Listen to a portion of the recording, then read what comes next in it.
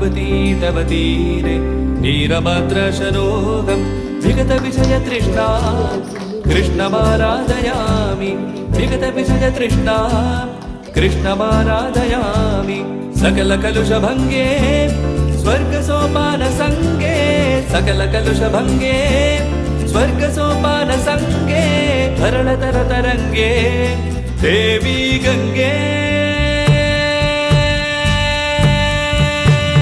प्रसीद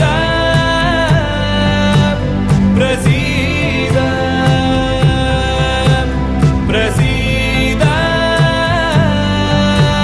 प्रसीद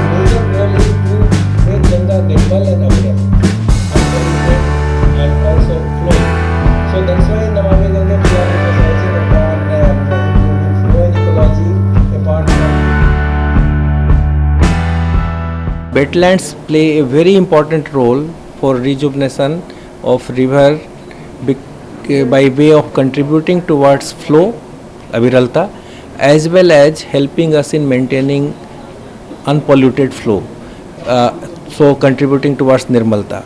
So what we have done, we are trying to develop a kind of give importance to wetland conservation and link it with the river rejuvenation and scale it up to the basin management. So this is one program which is for the first time raising the level of wetland conservation, and we are actually working with several institutions as our partners in this regard and to link every stakeholder. So on one hand we are working for scientific approach which is laid down under MOEF through their wetland rules.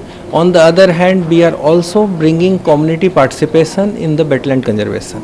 And as we all know, wetlands help us in mitigating floods, wetlands help in improving groundwater, they are very important source for biodiversity conservation.